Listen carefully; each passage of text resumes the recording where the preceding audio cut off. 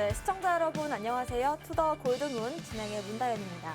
어제 반등을 보이는 듯 하더니 다시금 좀 반등세를 납부하는 그런 모습이었습니다. 어제 방송 보신 분들이시라면 아직까지는 좀 변동성이 큰 장이다 이렇게 말씀을 해주셨고 아직까지 찐 반등이라고 보긴 어렵다라고 조언 주셨는데요. 과연 언제까지 이런 장세가 이어질지 오늘 방송 통해서 그 해답 가져가시길 바라겠습니다.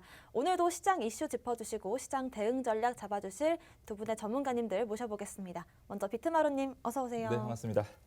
네, 반갑습니다. 비트마루입니다. 시장이 정말 조금씩 잘 올라주고 있었습니다. 이틀 정도 올라가다가 갑작스럽게 어제 또 연방준비제도 의사회 부의장의 청문회에서 금리 인상을 가속화하겠다, 예정대로 진행을 할 것이고 강력하게 대응하겠다라는 이야기가 나오자마자 미국의 나스닥 기술주들하고 암호화폐들이 모두 다 동반 하락하는 모습을 보였습니다. 정말 올라갈 만하면 내려가고 짜증나는 장속인데 오늘 이 부분에 대해서 도대체 이게 어떤 이슈로 작용돼서 또 어떻게 코인이 흘러갈지 이런 것들에 대해서 준비했으니까요. 오늘도 저 방송 시청하시면서 마음 도움 얻어 가시길 바라겠습니다. 네, 어젯밤 특히나 이 나스닥의 낙폭이 컸던 하루였고 그에 따라서 이제 비트코인도 가격 영향을 받았는데요. 이 부분 이슈로 한번 확인해 보도록 하겠습니다. 코인 트레이너님 먼저 인사해 볼게요. 어서 오세요. 반갑습니다. 코인 트레이너 전문가입니다. 네, 앞에 비트마루님이 앞서 말씀해주신 것처럼 이제 어제 FDA 연준 부의장의 이제 발언 이후에 우리가 이미 다 예상하고 있었던 금리 인상 이슈 조금 확정이 되면서 이제 어제 기술주와 함께 비트코인이 이제 기존에 이제 저항대였던 43,000달러 위로 올라가는 듯했지만 다시 그거 상승분 반납을 하면서 42,000달러 선으로 내려왔습니다. 여기에 맞춰서 전체적으로 금융시장 좋지 않고요. 오늘 한국은행 또한 25bp 를 올리면서 코로나 이전의 금리 수준을 이제 회복하는 듯 했습니다. 하지만 이렇게 경제가 좋지 않음에도 불구하고 항상 우리 투자 시장 조금 위축되어 있지만 장기적 관점에서 좋습니다. 지금이 오히려 저점일 수 있다는 그런 말씀드리면서 이제 오늘 투더 골드문 시청하시면서 이런 시장에서 어떻게 전략 취해야 될지 한번 시청해 주시면 감사하겠습니다. 네, 오늘 하루 또 어떤 이슈들이 있는지 한번 체크해 보겠습니다. 코인 이슈 흑과 백, 먼저 악재부터 살펴볼 텐데요. 비트마루님, 오늘의 악재는 어떤 걸까요? 네, 제가 방금 전에 말씀드렸던 것처럼 금리 인상에 대한 이야기 또 지속적으로 계속 나오는 겁니다. 정말 우리 투자자분들 정말 이젠 짜증날 거예요. 계속 조금만 올라갈 만하면 금리 인상하겠다. 금리 인상할 거 알고 있고 테이퍼링 할 거 알고 있습니다. 그런데도 불구하고 지속적으로 이러한 이슈가 나오는지 그리고 왜 내려가는지 이런 것들에 대해서 알아보려고 합니다. 자, 제가 방금 전에 말씀드렸던 것처럼 어제 밤이었습니다. 미국의 연방준비제도 부의장 레이얼 브레이너드의 청문회가 있었습니다. 그 청문회 안에서 정말 이제 인플레이션이 너무나도 많이 올라갔기 때문에 기존보다 더욱더 강력한 수단을 동원해서 인플레이션을 막아야 된다. 그렇기 때문에 3월까지 자산 매입 축소를 진행하고 양적 완화로 해서 돈을 풀었던 거를 다시 한번 매입을 한 다음에 3월 이후부터는 금리 인상을 지속적으로 하겠다라는 뉴스가 나오자마자 정말 미국의 주식과 그리고 국내 암호화폐가 새벽에 잠깐 또 동반 하락하는 일이 있었습니다. 자, 이처럼 지속적으로 같은 이슈로 인해서 올라가다가 내려가고 올라가다 내려간다라고 하는 것은 기술적인 부분에서는 문제가 전혀 없다라고 좀 말씀을 드릴 거고요. 오늘 제가 가지고 나온 악재는 악재가 아니다라는 것을 다시 한번 좀 말씀드리려고 합니다. 자, 우선 이번에 연방준비제도 부의장 같은 경우에는 작년에 뭐라고 이야기를 했냐면 지금 인플레이션이 나오는 것은 별로 안 높다. 그리고 일시적일 뿐 인플레이션은 금방 막을 수 있다라고 이야기를 했습니다. 그럼에도 불구하고 지속적으로 인플레이션은 올라갔고 올해 결국에는 인플레이션을 막을 수 있다라고 했던 사람이 이제는 막을 수 없기 때문에 테이퍼링을 진행을 하고 금리 인상을 해야 된다라고 말을 바꿨다라고 보시면 되고요. 자, 사실상 연방준비제도 그리고 여러 지금 경제 기관들도 어떤 식으로 흘러갈지는 잘 모릅니다. 인플레이션이 지속적으로 치솟고 있고 그거를 막기 위한 노력만 할 뿐 실제로 어떻게 코로나가 얼마나 더 확산될지 그리고 경제가 어떻게 더 안 좋아질지 이런 거에 대해서는 아직 잘 모르기 때문에 이러한 액션을 취하고 있는 거다라고 좀 보시면 될 것 같고 자, 제가 늘 말씀드리는 게 있습니다. 그렇게 심각한 내용이 아닌데도 불구하고 심각하게 얘기한다라는 거예요. 분명 파월 연방준비제도 의장이 먼저 청문회를 진행을 했습니다. 거기서 했던 이야기들을 그대로 했던 거고요. 자, 여기서 암호화폐가 그래서 내려갔다 안 좋다라고 이야기한 게 아니에요. 오히려 이것만 한 것이 아니라 어떤 이야기를 진행을 했었냐면 CBDC, 즉 국제 화폐죠. 자국에 대한 디지털 화폐 CBDC를 만들기 위한 가이드라인을 먼저 제시해야 된다. 그리고 그거에 대한 가이던스 마련을 먼저 해야 된다라고 하면서 디지털 화폐에 대한 이야기도 했습니다. 지금 현재 중국이 먼저 디지털 위안화를 만들면서 미국을 앞서가고 있다는 평을 받고 있어요. 그래서 이번에 부의장은 뭐라고 이야기를 했냐면 얼른 CBDC를 만드는 가이던스를 만들어서 추가적으로 중국에 대응할지 아니면 독자적인 화폐를 달러를 상승시킬지 이런 것들에 대해 먼저 대안이 필요하다라고 이야기를 했었는데 뉴스에서는 그런 내용은 싹 빠져 있습니다. 그런 내용은 빠져 있고 그냥 단순히 금리 인상하기 때문에 나스닥과 코인은 내려갈 것이다. 비트코인은 비상이다. 이러한 뉴스들만 지속적으로 나오다 보니까 투자자분들이 더 이상 버티기 힘들어서 나간다라는 겁니다. 결국엔 그렇게 나가면 어떻게 됩니까? 코인이 결국 제가 손절치고 나가면 코인은 다시 올라가는 현상들이 지속적으로 나오면서 개인 투자자들은 정말 투자하기가 어렵게 점점 지속된다라고 좀 말씀을 드릴 거고요. 자, 잘 생각을 해보면 인플레이션 같은 경우에는 앞으로도 지속이 있을 겁니다. 우리 투자자분들 아시겠지만 지속적으로 인플레이션 나와주고 있고 지금 풍기 현상들이 벌써 일어나고 있어요. 우리 예전에 불과 얼마 전입니다. 대한민국의 요수수 사태가 나오면서 정말 품귀 현상이 나왔고 그리고 밀가루에 대한 공급이 부족해지면서 라면값도 상승했죠. 자, 그러면서 뭐가 나오냐? 한때는 햄버거 세트를 시켜도 감자튀김이 나오지 않았습니다. 감자가 부족했기 때문에. 그리고 미국에서는 지금 크림치즈가 또 없다라고 해요. 닭도 부족한 상태고 이렇게 코로나로 인해서 일자리 구하기가 어려워지고 또 이제 마찬가지로 그 기업들은 일할 사람들을 구하기가 상당히 어려워집니다. 그러다 보면 당연히 수요는 많아지고 공급은 줄어들게 돼 있고 가격은 상승합니다. 이런 것들이 지속적으로 잘 원활하게 흘러가려면 우선은 코로나가 먼저 없어져야 돼요.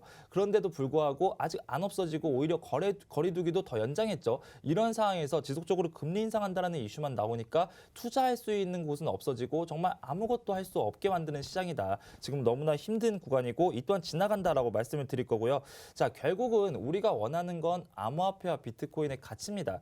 자, 우리가 분명 비트코인이 코로나로 인한 해지 수단으로 상승한 건 맞아요. 그런데 NFT와 메타버스가 코로나로 인해서 확산된 게 아닙니다. 그런 것들 코로나가 나와서 NFT가 더 좋아지고 코로나가 나와서 메타버스 세대로 이동하고 이런 건 아니고 앞으로의 기술 발전이 지금은 코로나로 인해서 오히려 묻혀 있다라고 말씀을 드릴 거고요. 암호화폐는 더욱더 올라가고 있습니다. 또 어떤 뉴스가 나와서 우리 투자자분들을 불안하게 했냐면 미국의 통화화폐 감독청이죠. OCC 청장대행이 뭐라고 이야기를 했냐면 스테이블 코인을 발행하는 사람들을 규제해야 된다라고 이야기를 했어요. 자, 이런 거를 보면서 또 투자자분들 뭐라고 생각합니까?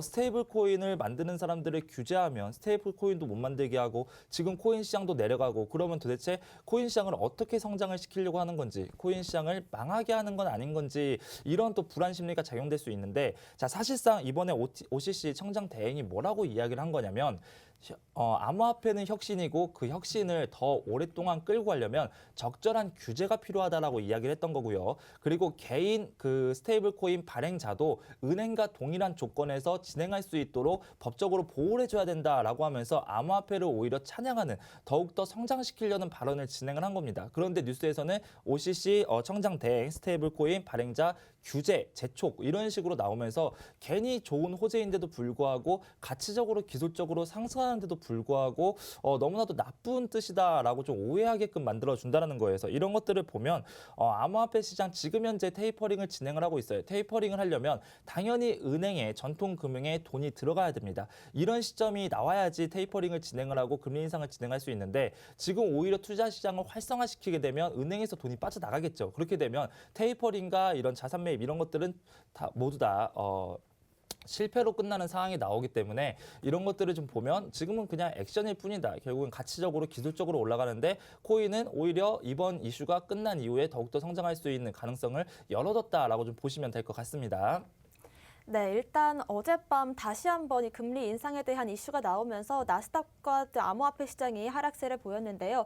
이미 여러 번 수차례 나왔던 이슈이기 때문에 많은 분들께서 금리 인상이라는 단어에 좀 지겨움을 느끼실 정도인 것 같습니다. 하지만 이 악재가 지속적으로 좀 이어오고 있고 이 시장을 좀 뚫지 못하고 있는 원인이 되고 있는데 여기에 지쳐서 시장을 떠나기보다는 좀 장기적으로 봤을 때 시장의 가치를 믿고 뚝심 있게 지켜나가는 게 더 중요할 것 같습니다. 코인 트레이너님의 악재 한번 살펴볼게요. 볼게요. 네, 제가 오늘 준비한 악재는 이제 거래소 관련, 거래소 상장, 코인 상장 관련 이제 악재입니다. 앞에 비트마루님이 이제 거시적인 시장을 말씀해 주셨는데, 저는 조금 미시적으로 들어가서 우리 코인 시장에 이제 기관 투자자들이 투자를 하려면 아무래도 조금 안정화된 이제 플랫폼이 필요하겠죠. 그런 안정화된 플랫폼, 우리나라가 지금 이제 특별금융정보법에 의해서 특금법에 의해서 우리나라 지금 4대의 거래소가 지금 이제 허락을 받았습니다. 뭐 업비트, 빗썸, 코인원, 코빗이 이제 은행 계좌를 연동해가지고 원화로 이제 암호화폐를 사고 팔 수 있도록 이렇게 하는 식으로 지금 허가를 받았는데요. 지금 이거 허가를 받기 이전에 지난 6월이었죠. 업비트 약 한 300여 개의 이제 암호화폐가 이제 상장이 되어 있었습니다. 근데 이 300여 개 암호화폐 중에서 굉장히 많은 숫자, 148개 정도, 약 148개 정도의 이제 암호화폐를 상장, 투자 경고, 투자 유의한 다음에 이제 상장 폐지를 시켜버렸습니다. 이제 그 코인을 가지고 있던 그런 투자자분들은 갑자기 이제 상장이 폐지되면서 그 코인을 어디에다 써야 되는지, 어떤 거래소를 이용해야 되는지도 잘 모른 채 그냥 상장이 폐지돼 버리는 그런 식으로 이제 투자자들에 대한 보호가 매우 미흡했습니다.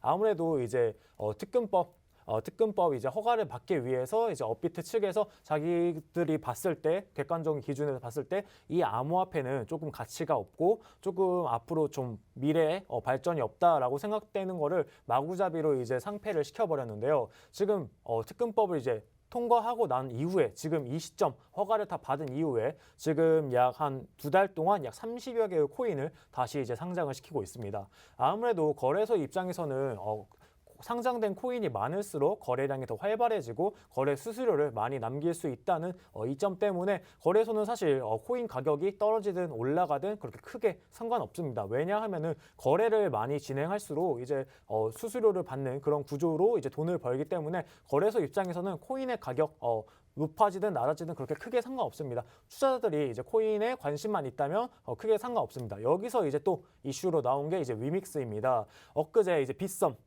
홀딩스의 대주주는 이제 비텐트입니다. 비텐트의 이제 대주주로 위메이드가 올라갔죠. 그러면 결과적으로 위메이드가 가장 상위에서 이제 빗썸까지도 약간 좀 좌지우지 할 수 있는 그런 상황이 온 건데, 이 상황에서 이제 위믹스가 이제 엊그제 업비트에 상장을 했습니다.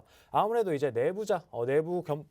빗썸 측에서 그래서 너네 지금 좀 내부적으로 문제가 있는 코인을 상장시킨 게 아니냐라고 물어봤지만, 빗썸은 이제 뭐 내부 검토 결과 문제는 없었다라고 그냥 상황을 정리해 버렸습니다. 여기에 있어서 기존에 만약에 전통 금융권 뭐 주식 시장 같은 경우에는 정말 이제 강하게 금감원의 제재가 들어오지만, 지금 코인 시장 아무런 제재가 없이 딱히 정해진 법도 없이 규제 밖에서 이제 이런 식의 행태가 진행되고 있습니다. 그러면서 또 위믹스 측은 이제 공식 SNS에서 업비트보다 더 먼저 상장 이슈를 밝혔는데요. 이게 정말 오해의 해프닝인지 아니면 정말 작전을 치려고 이런 식으로 상장을 시킨 것인지, 여기에 대해서도 이목이 쏠리고 있지만 당연히 업비트 측 그런 거 아니다, 우리 정말 몰랐다, 실수다, 위메이드 측도 우리도 실수다, 직원의 내부 직원이 잘못 SNS 계정에 올린 거다라고 이야기를 하고 있습니다. 지금 현재 이제 거래량 같은 거를 보시면은 엊그제 기준으로 이제 위믹스가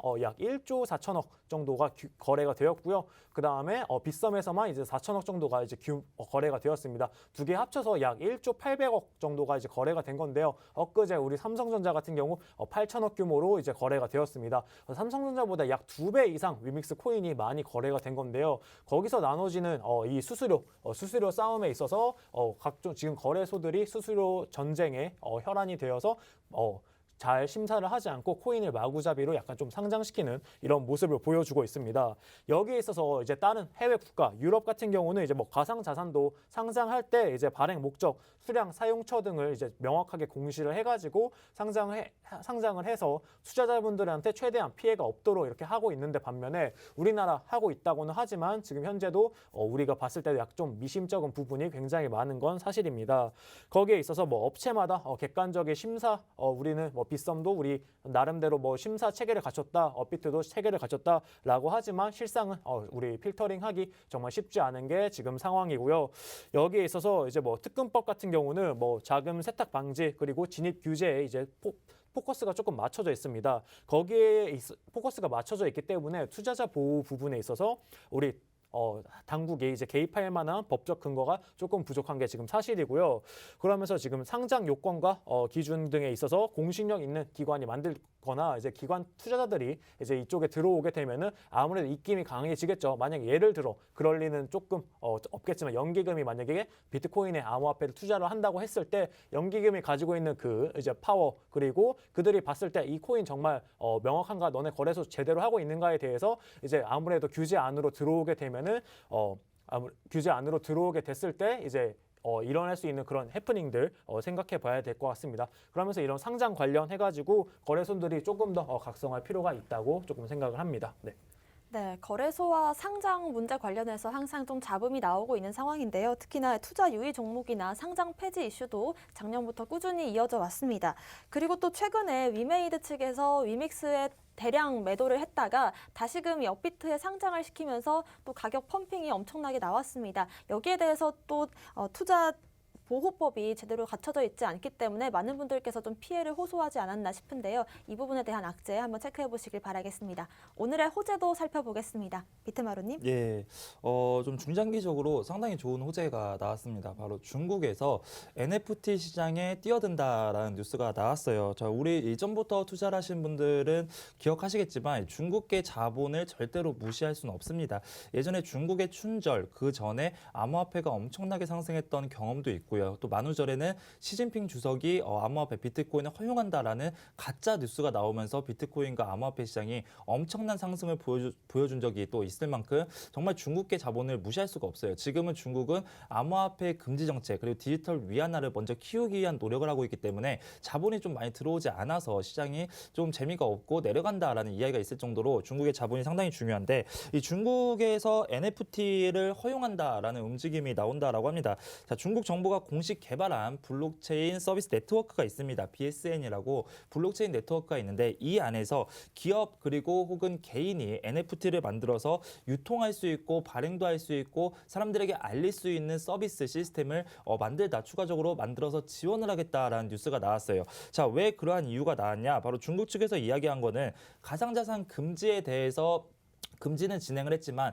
지금 현재 전 세계적으로 NFT가 유행적인 상황에서 그런 것들을 뒤처지는 행동은 하기 싫지 않다. 우선 NFT를 먼저 띄우겠다라고 이야기를 했고요. 하지만 아직까지 중국에서 상당히 좀 재미있는 법이 있으면 재미가 없죠, 사실은. 어떤 법이냐면 암호화폐를 금지하기 때문에 암호화폐를 통한 현금 확보가 중국에서는 금지가 되어 있어요. 그런데 반대로 암호화폐를 통해서 NFT를 사는 건, 구매하는 건 금지법이 없습니다. 그렇기 때문에 지금 현재 중국 사람들은 지속적으로 NFT 안에서 NFT의 상품들을 계속 지속적으로 구매하고 있고요. 자, 그게 어떻게 이제 현금화를 시킬지는 아직 잘 모르겠지만 실제로 중국의 알리바바라든지 텐센트라든지 여러 가지 대기업들이 NFT에 대한 상품을 지속적으로 발행하고 있습니다. NFT 그림을 발행하고 있고 NFT에 대한 마스코트 캐릭터를 발행하고 있고요. 발행을 하고 있는데 중국에서는 그 발행을 하고 발행 공시가 뜨고 10초면은 모든 게 완판된다라고 해요. 그리고 지금도 가격이 벌써 300배 이상 상승해 있는 상태라고 합니다. 자, 그렇다면 지금 중국 법적으로 인해서 우선 NFT는 구매가 가능하지만 그거를 현금으로 팔 수는 없어요. 자, 그렇다면 그 사람들이 보유하고 있는 건데 보유하면서 가격이 지속적으로 상승할 거고 나중에 이제 전 세계적인 규제가 나온다라고 한다면 현금 확보를 할 겁니다. 그런 것들을 위해서 지금 암호화폐 사재기라고 하죠. NFT를 통한 사재기가 지속적으로 일어나고 있고 어찌됐든 간에 한동안 잠잠했었던 중국 쪽의 중국발 암호화폐 이슈가 지속적으로 나온다라는 거 하는 것은 정말 너무나 좋은 호재가 될 수 있고요. 자, 두 번째 이슈는 뭐냐면 미국의 그 경제 일간지죠. 포브스에서 2022년도 암호화폐에 대해 예견하는 10가지 예측을 좀 발표를 했습니다. 너무나도 많기 때문에 간략하게 몇 가지만 좀 말씀을 드릴게요. 우선 포브스에서는 2022년도에 비트코인이 10만 달러가 돌파할 것이다 라고 예측을 했고요. 물론 10만 달러는 아니지만 지금의 가격보다는 훨씬 더 높은 수준에 있다라는 것은 여러 전문가들도 예측을 하고 있기 때문에 그런 것들은 상당히 좋은 이슈고 두 번째가 뭐냐면 2022년에는 규제와 금지 정책이 제대로 나온다라는 겁니다. 규제와 금지 정책 지금도 지속적으로 규제가 나와주고 있고 금지 정책들이 나와주고 있어요. 말 그대로 규제와 금지라고 한다면 상당히 안 좋게 보시는 분들이 많은데 암호화폐 시장이 지금 현재 내려가고 있는 거는 규제와 금지가 없기 때문입니다. 명확한 근거가 제시가 돼야지 그로 인해서 기관 투자자들과 또 이제 대기업들이 투자를 한다라고 이야기 이야기를 했고요. 그 다음이 뭐냐면 NFT하고 이제 암호화폐를 이용한 블록체인을 이용한 게임 시스템입니다. 지금 현재 국내에서 잘 알고 있는 가장 큰 회사라고 한다면 넥슨, 우리 투자자분들 생각하실 겁니다. 넥슨에서도 암호화폐를 이용한 블록체인을 이용한 이런 게임 투자를 지속적으로 진행을 하고 있고 지금 전 세계적인 게임 회사들이 이제는 가상현실, 안 그래도 게임은 가상현실입니다. 가상과 가상이 만나서 더 재밌는 현실을 만들기 위해서 지금 NFT 그리고 지속적으로 블록체인 기술을 이용한 게임을 개발하고 있다라고 좀 말씀을 드릴 거고요. 사실상 어제 금리 인상에 묻힌 내용이 있습니다.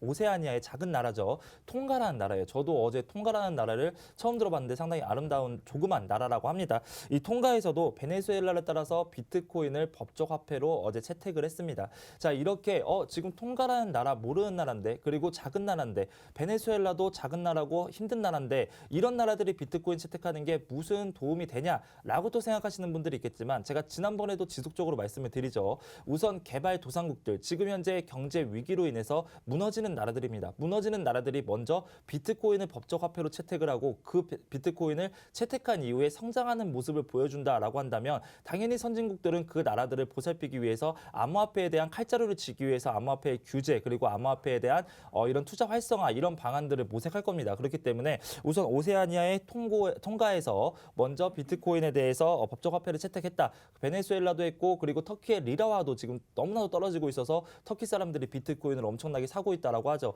이런 것들을 보면 정말 시장이 나쁘든 시장이 좋든 기술력과 모든 것들을 종합해봐도 정말 이제는 암호화폐 앞으로 암호화폐, 블록체인, NFT, 메타버스 이런 것들은 선택이 아닌 필수 사항이 될 수 있겠다라고 말씀을 드리도록 하겠습니다. 네, 지금까지 중국발 악재가 굉장히 많은 영향을 미쳐왔는데요. 중국에서 암호화폐는 좀 규제를 하지만 NFT는 오히려 좀 활기를 띠고 있다는 점 체크하면서 포브스에서도 2022년 암호화폐 시장을 굉장히 긍정적으로 보고 있고 특히나 NFT 산업이 올해도 더 커질 시장이다 이렇게 보고 있는 것 같습니다.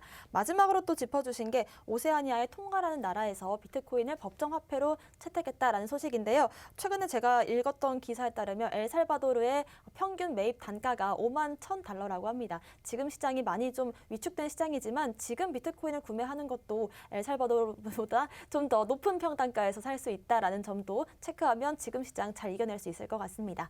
코인 트레이너님의 오늘의 호재 한번 살펴볼게요. 네, 제가 오늘 준비한 호재는 이제 비트마루님이 해외 시장을 말씀해 주셨는데 우리 국내에서는 지금 NFT, 메타버스 관련해서 어떻게 진행을 하고 있는지 좀 말씀을 드리도록 하겠습니다. 아까 제가 뭐 연기금이 들어올 수 있다라고 말씀을 드렸는데 우선 연기금은 아주 보수적으로 보고 장래에 아주 먼 미래에는 잘 모르겠지만 지금 당장 안 들어오지만 지금 우리 서울시 같은 경우는 우리 행정에 메타버스 빅데이터를 적극 도입한다고 합니다.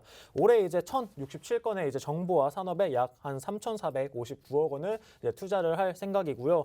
이제 포스트 코로나 시대의 글로벌 트렌드에 맞춰서 우리 서울시 같은 경우는 이제 메타버스 기술 활용에 총 사업비에 약 70억 원을 이제 투자한다고 합니다. 지방자치단체 최초로 이제 시의 메타버스 자체 플랫폼이 이제 메타버스 서울 메타버스 서울을 이제 구축한다고 해요.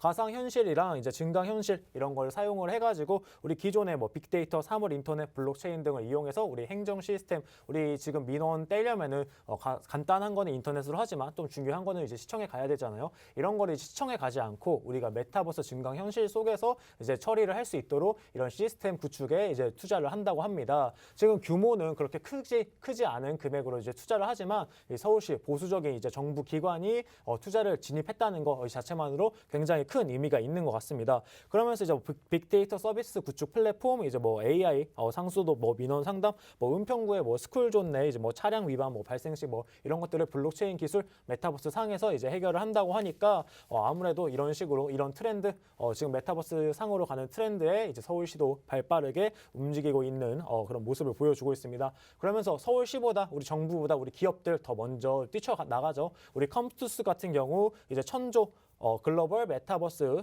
시장 선점에 이제 나간다고 합니다. 컴투버스라고 하반기에 이제 오피스 월드를 먼저 오픈을 한다고 해요. 메타버스가 이제 아무래도 전 세계 산업을 뒤흔들고 있고 이제 게임 회사들, IT 회사들 가장 먼저 빨리 발빠르게 움직이고 있습니다. 이러면서 지금 시장 규모가 굉장히 확대되고 있는데요.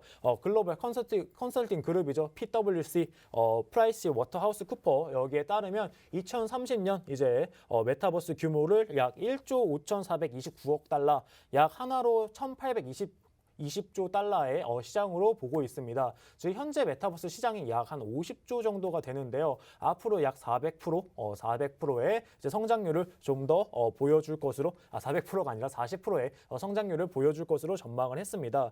지금 2030년까지 약 7년이 남은 시점에 40배의 성장을 하는 그런 섹터라는 걸 좀 주의에 깊게 들어주시면 좋을 것 같고요. 여기에 또 추가적으로 이제 시장 조사 업체인 이제 이머전 리서치도 이제 약 57조 달러의 메타버스 시장 규모가 매해 이제 40% 이상 성장해가지고 2028년에는 약 한 991조 원까지 달할 것으로 이제 전망을 했습니다. 여기에 맞춰서 우리 컴투스 메타버스 플랫폼 컴투버스를 통해서 약 1000조 원 시장에 아까 뛰어든다 말씀드렸고요. 일, 생활, 놀이가 모두 이루어지는 올인원 미러 월드를 이제 구축할 생각이라고 합니다. 이러면서 이제 올해 이제 하반기 중에서 컴투스 그룹이랑 파트너스들이 이제 입주하는 오피스 월드가 먼저 오픈이 되고 여기에서 컴투스 직원들 실제 회사로 출근하는 직원도 있겠지만 그렇게 매우 중요한 회의가 아닌 이상은 메타버스 상 플랫폼 내에서 이제 회의 진행하고 여기서 일하고 보고하고 리서치하고 이런 식으로 아마 진행을 하는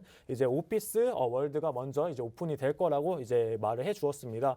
여기서 이제 뭐 이용자랑 여기 컴투스 이용자의 활동과 성과에 따라서 이제 뭐 토큰으로 월급을 받기도 하고 보상을 획득하는 모습을 담아서 앞으로 메타버스 메타노믹스를 이제 뭐 구축하겠다라는 그런 포부를 밝혀 주었습니다. 그러면서 컴투스 지금 가지고 있는 게임 굉장히 많잖아요. 이런 게임과 컴투스와 블록체인을 접목한 이런 게임들도 출시를 할 예정이고 이런 게임 당연히 P2E 게임으로 이제 출시가 되겠죠. 컴투스 발빠르게 움직이고 있는 모습입니다.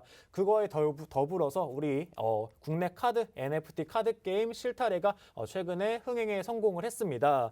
이제 민팅 2, 3차례 민팅을 했었는데 우선 민팅이 뭐냐 굉장히 궁금해하시는 분들이 많을 거예요. 민팅이라는 거는 이제 서로 다른 암호화폐를 상대편 체인에 생성되고 서로 교환을 하는 것을 의미를 하고요. 블록체인 자산을 생성하는 과정을 이제 민팅이라고 합니다. 이 민팅 반대로는 이제 멜팅이 있는데요. 멜팅 같은 경우는 이제 서로 다른 블록체인을 이제 블록체인에 흡수되어서 그걸 소각하는 걸 약간 멜팅이라고 표현을 합니다. 그러면서 이제 클레이튼 기반의 플레이트 원 게임이 이제 카드 게임 실타래가 이제 나왔는데요. 이게 민팅을 흥행을 하면서 흥행에 성공을 했습니다.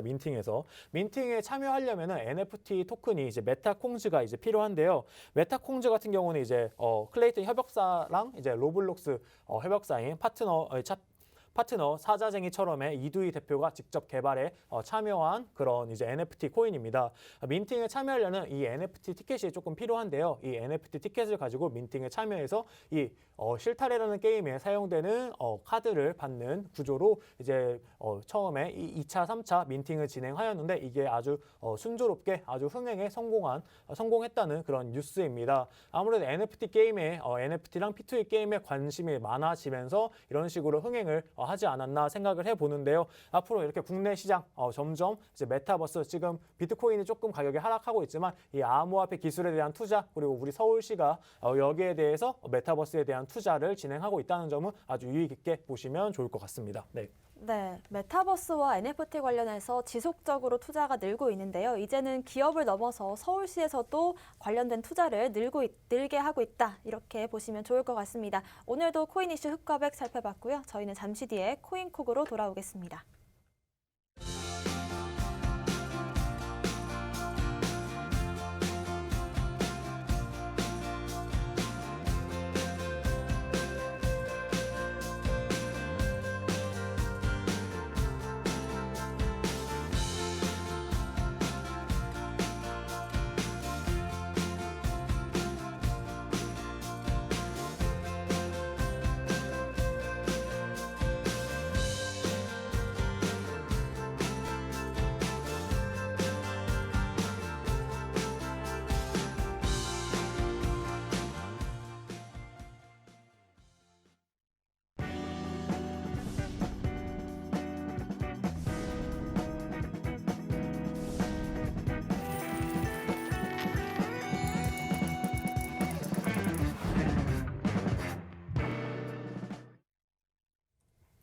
네, 코인콕 특징주 분석 시간입니다. 오늘 하루 특징적인 움직임을 보여준 코인들과 보여줄 코인들 그리고 그 섹터들 분석해 보겠습니다. 먼저 비트마루님의 오늘의 특징주 어떤 걸까요? 네, 오늘 제가 가지고 나온 특징주는 요즘에 엄청난 변동성이 있었던 코인입니다. 바로 위믹스라는 코인을 가지고 왔고요. 네, 위믹스 우리 투자자분들 지금 현재 보유하고 계시는 분들도 상당히 많고 위믹스가 요즘에 핫한 논란이 되다 보니까 위믹스가 어떤 코인인지 이제 막 찾아보시는 분들도 많을 것 같아요. 우선 위믹스에는 어떤 논란이 있었냐면 자, 지난 11일이었습니다. 자, 위믹스 같은 경우에는 어디서 만들었냐면 위메이드라는 곳에서 만들었어요. 위메이드는 빗썸의 2대 주주입니다. 비덴트, 위메이드 2대 주주인데 자, 이 위메이드에서 만든 코인이 위믹스인데 11일에 갑작스럽게 위메이드에서 자사 발행 코인인 위믹스를 5천만 개를 매도하는 사건이 나왔습니다. 자, 그러면서 가격이 그 당시에 빗썸에서 7,400원 정도 거래가 됐었는데 갑작스럽게 급락을 하면서 4,700원까지 급락을 했어요. 자, 그러면서 이제는 위메이드가 본인이 만든 거를 본인이 매도하냐, 이거 이제는 잘못된 거 아니냐라고 이야기를 하면서 그런 논란이 좀 많았습니다. 자, 그럼 투자자분들 그 피해는 고스란히 투자자분들에게 오기 때문에 엄청나게 눌러놨고 그 다음에 어떠한 이야기를 진행을 했냐면 사실상 주식 같은 경우에는 가지고 있는 최대 주주가 대량의 코인을 주식을 매도하려면 이전에 공시를 해야 됩니다. 그런데 코인 같은 경우에는 아직까지 아무런 법안이 없기 때문에 그런 거를 매도한다라고 이야기하는 공시의 의무가 없다라는 거예요. 그래서 자, 위메이드도 마찬가지로 내가 팔았는데 이게 나쁜 뜻으로 판 게 아니라 오히려 현금 확보라고 이걸로 더욱더 큰 투자를 해서 이 코인을 올리기 위해서 판 거고 공시에 대한 의무도 없는데 왜 이게 문제냐라고 이야기를 진행을 했었고요. 자, 그런데 여기서 이제 끝이 아니었습니다. 이렇게 논란이 일자마자 갑작스럽게 또 같은 날 11일에 업비트에 상장한다라는 소식이 나왔습니다. 근데 그 상장 소식은 이전부터 나왔고 이전에 미리 시간이 공개됐다라는 거예요. 아시겠지만 우리 투자자분들 대부분 상장은 도둑 상장이다라고 이야기를 하죠. 그만큼 보안을 상당히 중요하게 생각합니다.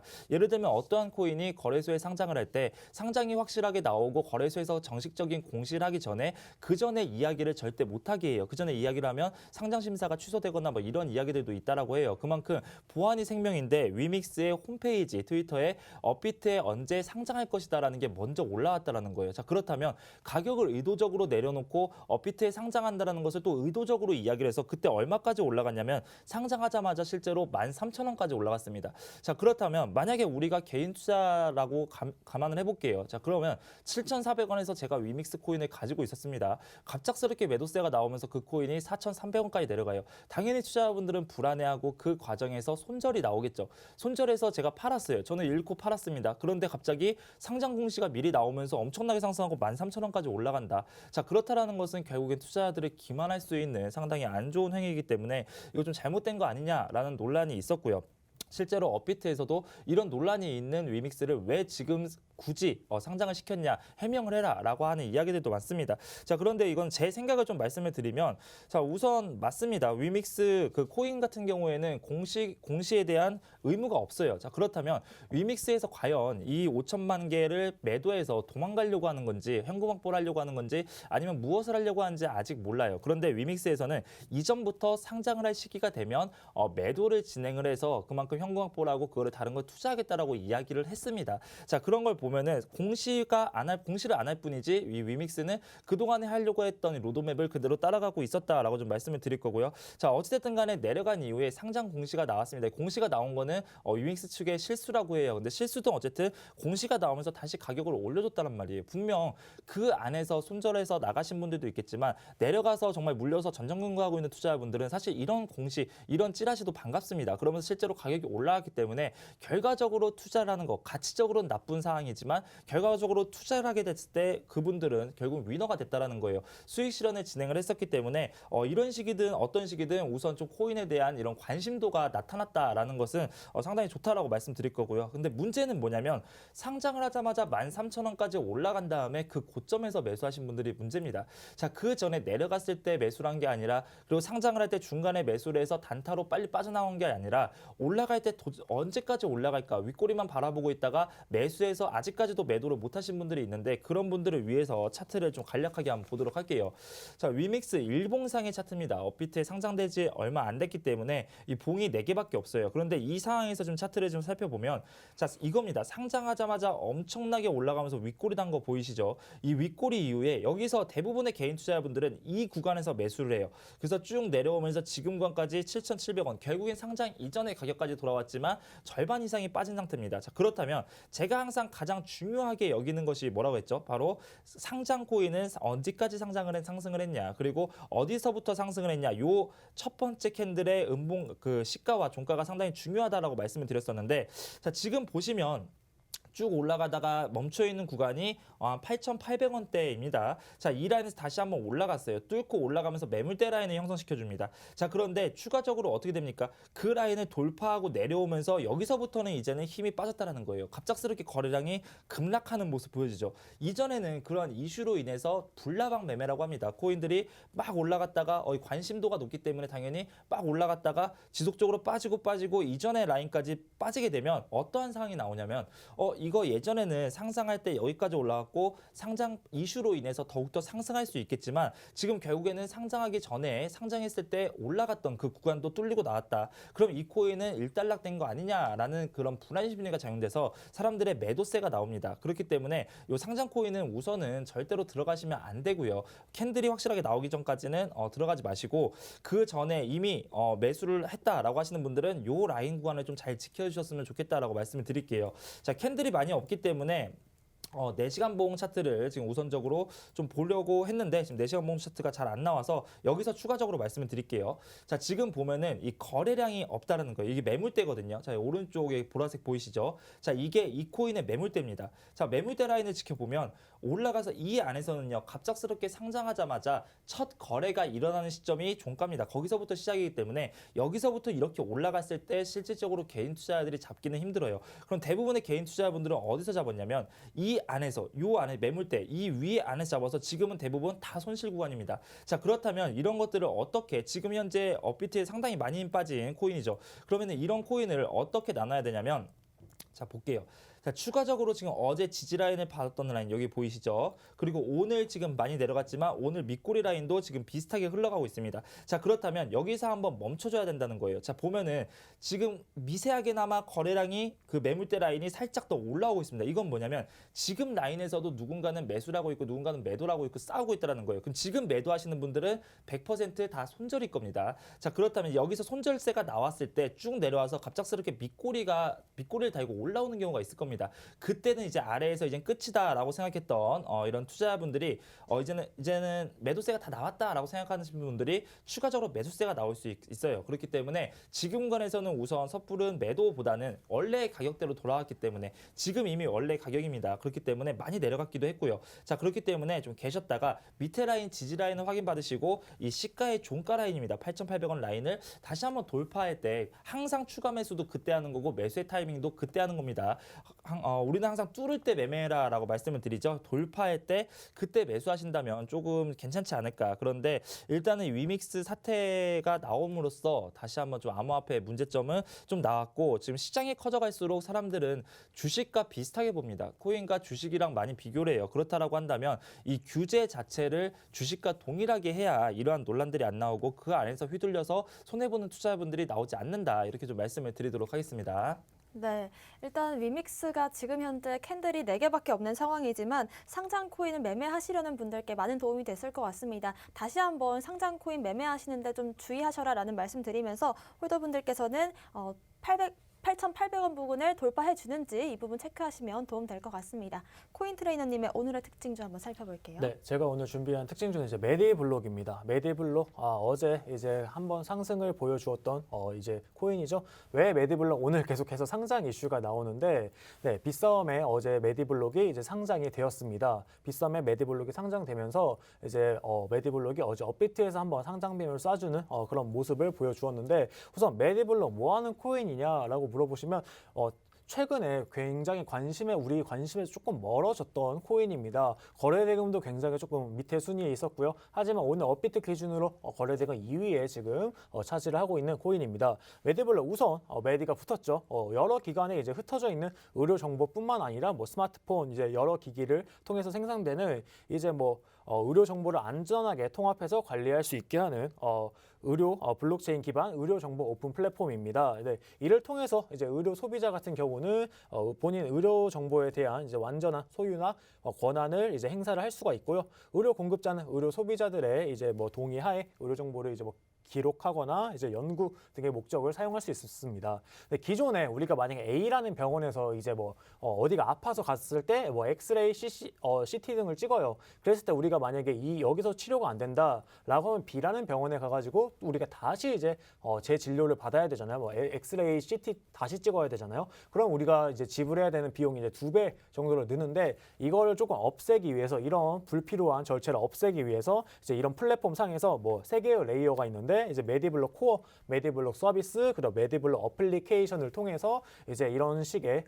조금 불합리한 제도를 조금 철폐하자는 취지를 가지고 이제 코인이 나오게 되었습니다. 그러면서 지금 메디블록 같은 경우 굉장히 협업사가 굉장히 많아요. 여러분들 잘 알고 계시는 그런 병원도 굉장히 많은데 우선 삼성 서울병원, 그리고 세브란스 병원, 경희대학교 치과병원, 그리고 서울대학교 병원, 그리고 우리 아이들 병원, 그리고 뭐 우리 현대해상, 그리고 목포 뭐 한국병원 등등 정말 협력사 파트너가 아주 짱짱한 파트너를 가지고 이제 이런 좋은 취지를 가지고 이제 들어온 만든 코인입니다. 어플리케이션 또한 이제 여러분들의 앱스토어나 플레이스토어에 메디패스라고 치시면은 아마 어플리케이션이 나올 거예요. 그 어플리케이션 받아서 그 메디블록 플랫폼 하에 어플리케이션이니까 궁금하신 분들은 한번 사용해 보시면 좋을 것 같고요.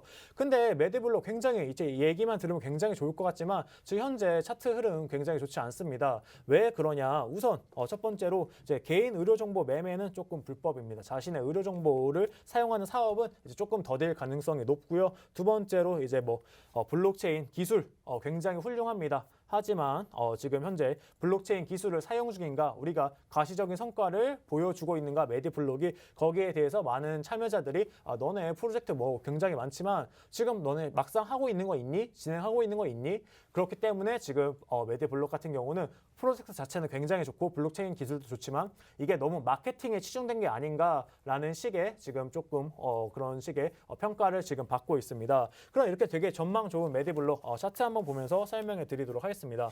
우선 차트 크게 보면은 과거에 이제 한번 큰 상승이 있었죠. 이때가 이제 메디블록에 대해서 굉장히 많은 마케팅을 이루어냈을 때입니다. 여기 보시면 저점 구간에서 이 부분 거래량이 어마무지하게 쏟았죠. 이 부분 그리고 이런 부분에서 한 번씩 저점 매수가 있었음을 이제 확인하실 수가 있고요. 매수가 끝나자마자 아주 크게 약 한 400원대까지 치솟은 그런 모습을 볼 수 있습니다.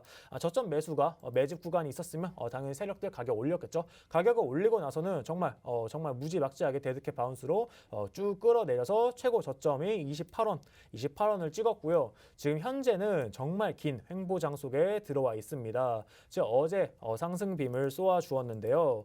어제 상승빔을 쏘아주고 상승한 만큼 지금 다시 하락해 주면서 원래 가격 되찾아가는 그런 모습 보여주고 있죠. 5일선으로 지금 회귀를 하고 있는 그런 모습입니다. 어제 요 거래량은 뭐 매집의 거래량으로 보기는 조금 힘들고요. 상장빔에 의해서 사람들의 관심이 주목되면서 만들어진 거래량으로 해석하시면 좋을 것 같고요. 여기 보시면 거래량이 한 번씩 터진 부분이 있습니다. 이런 부분들 거래량이 터지고 나서는 한 번씩 조금씩 상승이 있었죠. 하지만 지금 현재는 약 100원에서 600원대 사이에서 정말 긴 횡보 장세를 이루고 있는 그런 모습입니다. 최근에 여기 단기적으로는 요 라인 약 80원에서 100원 사이에서 비트코인 상승장 때도 이 라인에서 횡보를 해 주었었는데 지금 현재는 비트코인 전체적으로 시장이 빠지면서 한층 더 내려와서 80원에서 60원 사이에서 지금 횡보를 해주고 있는 그런 상황이고요. 어제의 이제 상승빔 같은 거 타시면 절대 안 됩니다. 굉장히 위험해요. 지금 여기에 계신 분들 다 아마 지금 다 손해 구간이시죠. 네, 그렇기 때문에 상승빔에 절대 낚이지 마시고 네, 주의하시기 바랍니다. 네. 네, 오늘의 특징주 살펴봤고요. 바로 오늘의 공략주도 살펴보겠습니다. 비트마루님. 네, 오늘 시간이 많이 부족하죠. 네, 바로 말씀드릴게요. 오늘 제가 가지고 나온 공략주는 밀크라는 코인입니다. 자, 밀크 바로 차트를 보면서 말씀을 좀 드려보도록 하겠습니다. 자, 이 밀크 코인의 차트를 보면 왜 제가 이런 코인을 공략 코인으로 가지고 왔냐면 엄청나게 상승했다가 지금 또 엄청나게 하락을 했습니다. 그리고 우리 투자자분들 여기 보시면 아시겠지만 제가 오늘은 평소에 안 켜놨던 지표를 하나 켜놨어요. 보시면 위에 점점점점 아래에 점점점점 있는 거 보이시죠? 이런 것들이 이제 파라볼릭이라는 코인이 파라볼릭이라는 지표인데, 자, 파라볼릭이 위에 있으면 대부분 하락 추세를 얘기합니다. 그리고 아래로 내려오게 되면 그때부터의 상승 추세라고 해서 추세 전환을 알려주는 이런 지표다라고 보시면 될 것 같아요. 물론 뭐 이것만 보고 진행을 하면 안 되겠지만 이거를 어떻게 설정을 하고 또 어떻게 해서 더 보는 거는 잠시 후에 코인 트레이너 전문가님께서 방송에서 말씀을 주실 거고, 자, 그 다음에 밀크 코인을 보면 내려왔어요. 어디까지 내려왔냐면 이전의 라인까지 내려왔습니다. 자, 보시면 이전의 라인까지 내려왔죠. 그 다음에 지금 새로운 박스권, 예전의 박스권 라인을 그대로 찾아가서 돌파한 이후에 뚫려서 내려왔다라는 거예요. 그렇다면 이전에 지지 라인 한번 뚫리고 그 다음에 지지 라인까지 뚫렸기 때문에 특히나 지금 구간을 좀 자세하게 살펴보면 밑꼬리 라인을 강하게 받고 지금 올라가면서 여기서 횡보를 하고 있습니다. 자, 그렇다라고 한다면 여기서 조금만 상승이 나와서 이 라인만 돌파를 해줘도 지금 돌파가 돼서 살짝 돌파한 상태입니다. 여기서 종가의 안착만 되더라도 다시 한번 V자형 반등 패턴으로 이전의 라인까지는 올라갈 수 있다라고 좀 보여지고요. 그래서 지금 현재 공략을 하신다라고 한다면 1310원대 라인이고, 목표 공략가는 1차 목표가는 한 1620원대 라인으로 보시면 될 것 같습니다. 손절가는 이전의 라인, 지지 라인 항상 전 저점까지 보셔라라고 말씀을 드렸었죠. 지지 라인이 한 1160원, 1160원대이기 때문에 요 안에서 한번 노려보시면 반등 나갈 때 이전의 고점에서 다시 한번 돌파를 할지 이런 것들을 보시고 반매도 전략 사용하시면 되겠다라고 말씀을 드리도록 하겠습니다. 네, 제시해주신 차트 분석 참고하시면서 밀크 매매 전략 세워보시길 바라겠습니다. 코인 트레이너님의 오늘의 공략주 한번 살펴볼게요. 네, 제 오늘의 공략주는 이제 오미세고입니다. 오미세고 다들 되게 역사와 전통이 깊은 코인이죠. 이더리움 기반의 이제 암호화폐로 뭐 거래를 하는데 쓰이는 그런 코인입니다. 정보 잠깐 차트 보면서 말씀드리도록 하겠습니다. 우선 정보 보시면 시가총액 약 1조 원 정도 됩니다. 그렇게 규모가 너무 작지도 않지만 크지도 않은 적당한 이제 코인이라고 생각이 되고요. 아주 역사와 전통이 깊은 만큼 길게 파동을 그려준 모습이 있습니다.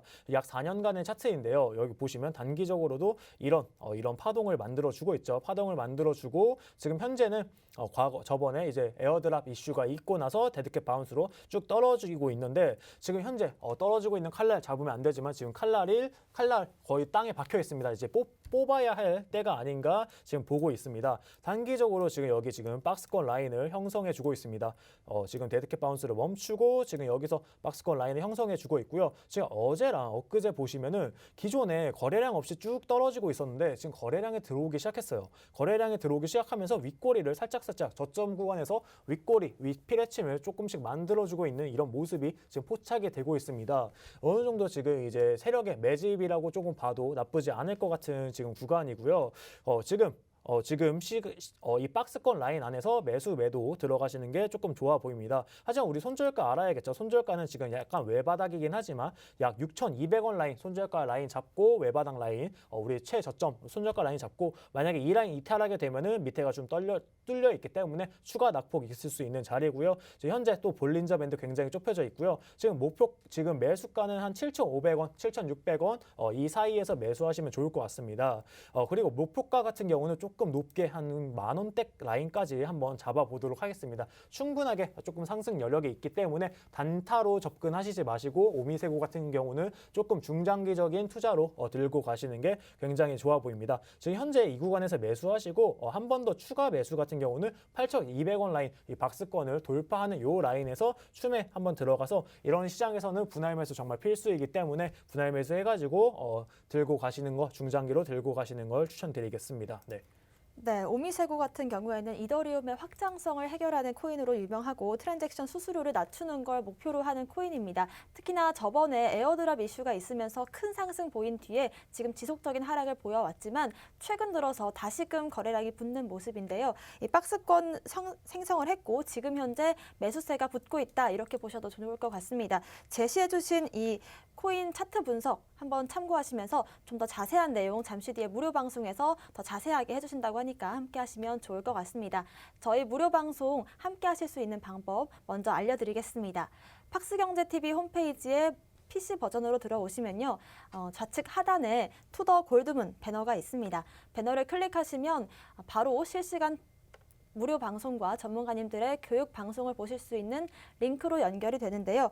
오늘은 어려운 시장 타개할 돌파 방법에 대해서 코인 트레이너님께서 무료 방송 해주신다고 하니까 이 부분 참고하시면 좋을 것 같습니다. 오늘 시간이 좀 많이 부족했던 것 같습니다. 그래서 위믹스와 또 오미세고 또 최근에 메디블록과 밀크 이렇게 좀 특징적인 움직임을 보여준 코인들과 또 매수세가 붙고 있는 코인들 관심 있으신 분들 많으실 것 같은데요. 여기에 대한 궁금증 잠시 뒤에 오셔서 같이 한번 확인해 보시면서 지금 시장 굉장히 좀 어렵고 아직까지는 찐 반등이라고 부르긴 좀 어려운 시장이지만 이런 시장을 어떻게 우리가 좀 타개하고 뚫고 나갈 것인지에 대한 해답까지 가져가시길 바라겠습니다. 잠시 뒤에 오후 1시 반부터 여러분들 함께 하시면 매매 전략과 함께 시장 대응 전략 잡아가실 수 있을 것 같습니다. 저도 함께 하겠습니다.